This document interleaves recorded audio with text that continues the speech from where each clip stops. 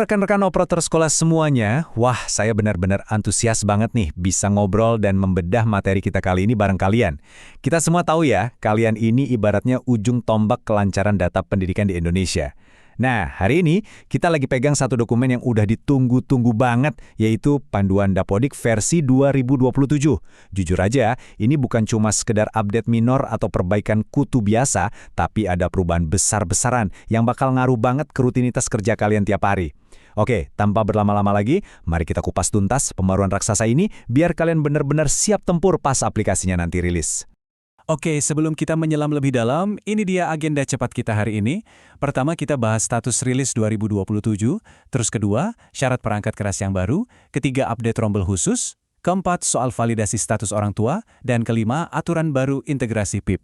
Kita mulai dari bagian pertama, status rilis Dapodik 2027. Jadi gini, ini pasti topik yang bikin kalian sedikit garuk-garuk kepala beberapa hari terakhir ini.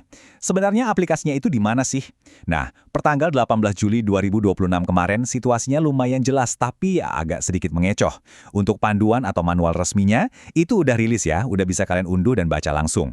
Tapi untuk aplikasi atau installernya, statusnya sekarang ditarik kembali. Emang sih sempat ada link unduhan yang muncul sebentar, bahkan ada yang sempat download segala. Tapi pas mau diinstal malah error, dan akhirnya ditarik lagi sama pusat. Jadi intinya begini, kalian gak usah panik nyari-nyari aplikasinya sekarang. Fokus aja dulu baca panduannya, rapiin data-datanya sambil nunggu installer resminya benar-benar siap meluncur. Lanjut ke bagian kedua, syarat perangkat keras terbaru. Nah, yang ini nih menarik banget. Soalnya berkaitan langsung sama mesin tempur kalian. Harus diakui, Dapodik 2017 ini aplikasinya cukup berat. Kalau ngomongin spesifikasi minimal, prosesor Intel Dual Core, RAM 4GB, dan sisa penyimpanan 20GB itu secara teknis emang bisa jalan. Tapi, masa iya sih ujung tombak data kerjanya pakai spek minimal? Pasti bakal nge-lag banget. Sangat disarankan atau rekomendasinya nih, kalian pakai prosesor Intel Core i5 dengan RAM 8GB. Dan yang paling krusial, pakai penyimpanan jenis SSD minimal 50GB biar proses baca tulis datanya wus-wus alias cepet banget. Kalau laptop yang sekarang dirasa kurang mumpuni, kayaknya ini momen yang pas banget deh buat ngobrol santai sama kepala sekolah. Dan ini juga benar-benar jadi bukti kalau urusan perangkat lunak itu nggak kalah pentingnya. Dapodik 2027 ini tuh wajib, saya ulangi ya, wajib berjalan di sistem operasi Windows 10 atau Windows 11. Buat kalian yang mungkin masih setia banget nahan diri di Windows 7, aduh, mending move on deh sekarang juga.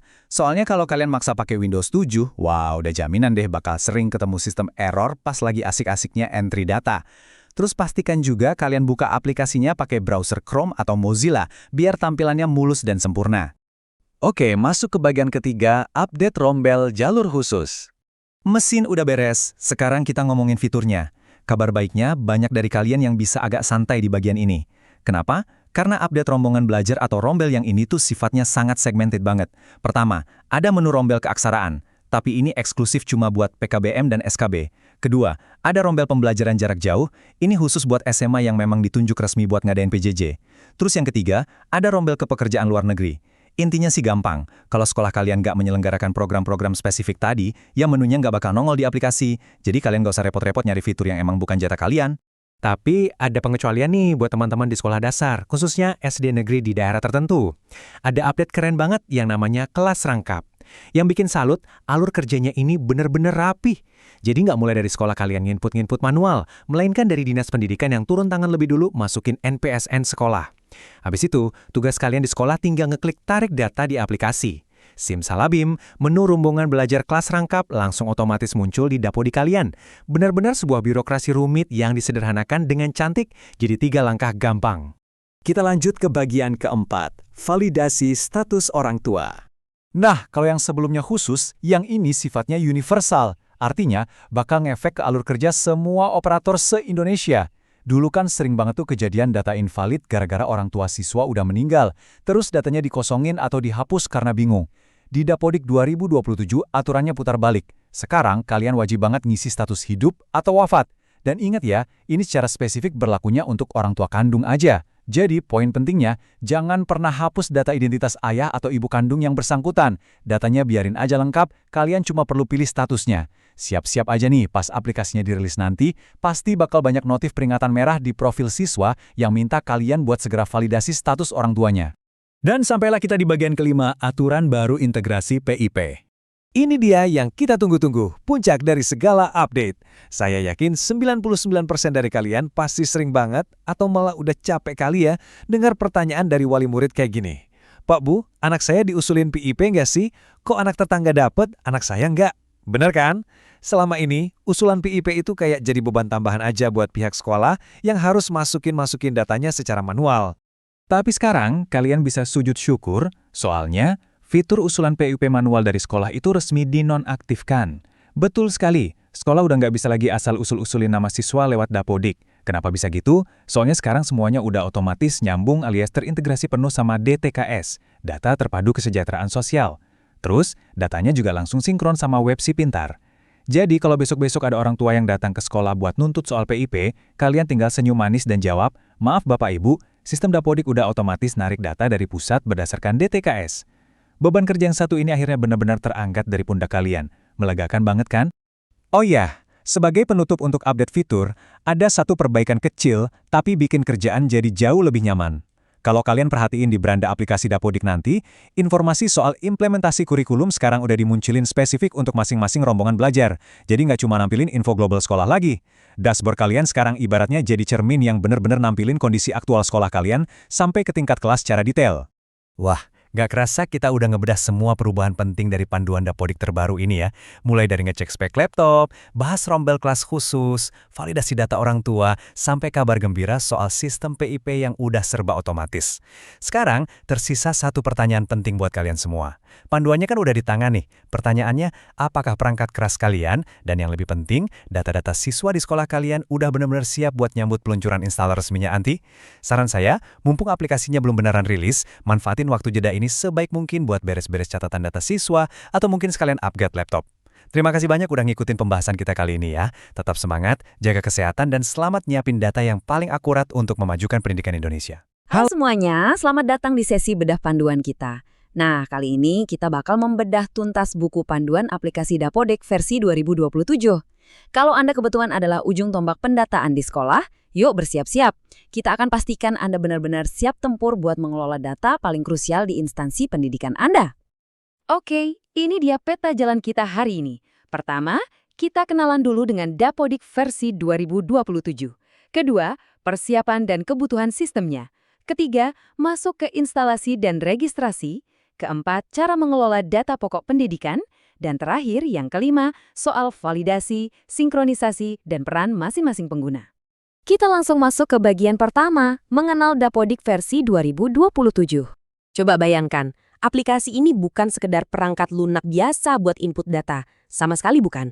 Anda itu sebenarnya sedang mengelola sistem saraf pusat dari pendidikan nasional kita. Serius, data yang Anda himpun ini dipakai langsung oleh kementerian untuk merencanakan evaluasi sampai bikin kebijakan pendidikan dari Sabang sampai Merauke. Nah, kutipan langsung dari kementerian ini benar-benar pas sasaran. Pengolahan data yang akurat, lengkap, dan mutakhir itu tanggung jawab kita bersama. Terus kenapa ini sepenting itu? Karena teman-teman, data yang Anda masukkan bakal berdampak langsung ke alokasi dana pendidikan, bantuan ke sekolah-sekolah, sampai distribusi sumber daya. Jadi, kesalahan sekecil apapun di sini, efek dominonya bakal terasa sampai ke lapangan. Sekarang kita masuk ke bagian kedua, yaitu persiapan dan kebutuhan sistem. Coba perhatikan perbandingan spesifikasi ini. Ya, Anda memang bisa dibilang selamat kalau pakai spek minimum, tapi jujur saja mending langsung beralih ke spesifikasi yang direkomendasikan. Apalagi soal penggunaan Solid State Drive atau SSD dan RAM 8GB. Percaya deh, itu bakal mempercepat drastis proses instalasi, validasi lokal, dan pastinya saat sinkronisasi nanti. Jangan sampai perangkat yang lemot malah bikin waktu berharga Anda terbuang sia-sia kan? Selain urusan perangkat keras, lingkungan perangkat lunak dan jaringannya juga harus prima. Pastikan pakai Windows 64-bit dan Anda punya hak akses administrator penuh di komputer itu. Ini wajib ya. Terus soal jaringan, tolong perhatikan latensi atau ping-nya. Pastikan di bawah 100 milidetik. Sangat disarankan pakai kabelan ketimbang WiFi biasa. Tujuannya simple, biar koneksi nggak tiba-tiba putus di tengah jalan, yang ujung-ujungnya bikin Anda harus ngulang proses yang bikin capek dari awal lagi. Lanjut ke bagian ketiga, instalasi dan registrasi aplikasi. Untuk proses instalasinya sendiri, sebenarnya sangat cepat dan gampang banget. Tinggal klik-klik saja. Tapi, ada satu aturan emas yang nggak boleh dilanggar.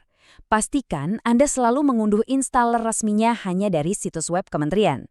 Jangan pernah unduh dari sumber pihak ketiga, itu beresiko banget bawa virus yang bisa mengancam keamanan perangkat dan lebih parahnya, bisa merusak keaslian data sekolah Anda. Nah, ini bagian yang paling krusial.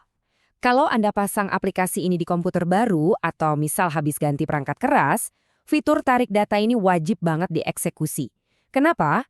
Karena fitur ini fungsinya buat menarik data terbaru yang sudah valid dari server nasional ke aplikasi lokal Anda. Biar apa? Biar Anda secara nggak sengaja menimpa data yang sudah ada di server pakai data kosong atau data yang sudah basi. Oke, gimana kalau tiba-tiba mentok pas registrasi? Tenang, nggak usah panik. Coba cek panduan perbaikan ini. Seringnya masalahnya tuh sepele banget kok. Entah itu cuma karena salah ketik kata sandi, koneksi internet lagi ngadat sebentar, atau mungkin Anda kelupaan klik tarik data setelah registrasi berhasil, makanya layar antar mukanya kelihatan kosong melompong. Masuk ke bagian keempat. Mengelola data pokok pendidikan. Ini dia inti dari misi kita. Kita bedah mulai dari data peserta didik.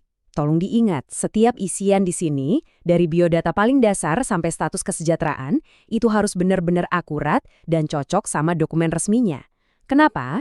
Karena validitas data ini yang bakal nentuin apakah siswa tersebut memenuhi syarat buat nerima program-program bantuan dari pemerintah pusat. Jadi, jangan sampai salah. Aturan main yang sama juga berlaku buat modul guru dan tenaga kependidikan atau GTK. Pembaruan yang presisi terkait penugasan ngajar, sertifikasi, sampai beban kerja itu ngaruh langsung ke kesejahteraan para guru loh. Dan ini juga ngebantu banget dalam nentuin kebijakan alokasi staf pengajar di sekolah Anda. Lalu, jangan abaikan aset fisik sekolah Anda. Pemetaan tanah, kondisi fisik bangunan, sampai rincian alat di modul sarana-prasarana, ini penting banget buat diisi dengan benar. Lewat data inilah, Kementerian memastikan sekolah Anda mendapatkan pasokan fasilitas dan pendanaan yang layak. Terakhir di fase ini, kita punya modul pembelajaran. Modul ini ibarat simpul yang ngikat semuanya jadi satu. Guru ketemu sama mata pelajaran spesifik, dikasih alokasi jam. Dan yang keren, penugasan buku teksnya sekarang langsung tersinkronisasi sama katalog resmi Sistem Informasi Perbukuan Indonesia atau SIBI. Dan akhirnya kita sampai di bagian kelima, validasi, sinkronisasi, dan peran. Misi hampir selesai. Sebelum data yang capek-capek Anda urus ini bisa dikirim ke server, sistem bakal otomatis jalanin validasi lokal. Nah, perhatikan ini. Kalau cuma muncul warning, oke lah. Nggak bakal memblokir sinkronisasi. Tapi kalau ada peringatan invalid, wah itu mutlak harus dibersihkan. Kalau nggak, tombol sinkronisasinya bakal kekunci rapat-rapat. Terus, biar ekosistem data ini tetap aman, Dapodik menggunakan Role-Based Access Control atau RBAC. Intinya, ini mekanisme cerdas yang memastikan akses dan tanggung jawab dibagi secara logis sesuai perannya masing-masing. Bisa kita lihat di sini pembagian tugasnya. Operator sekolah, nah ini yang tugasnya ngangkat beban administratif terberat. Kalau guru atau GTK, mereka mengelola data pribadi mereka sendiri. Terus, kepala sekolah yang pegang otoritas pamungkas, merekalah yang menyetujui dan memicu proses sinkronisasi yang sebenarnya. Nah, seiring kita menutup sesi bedah panduan ini, saya cuma mau ninggalin satu pertanyaan yang sangat vital buat Anda bawa pulang. Sudahkah data sekolah Anda saat ini benar-benar mutakhir dan sepenuhnya valid untuk menghadapi tahun ajaran baru? Tanggung jawabnya sekarang ada di tangan Anda.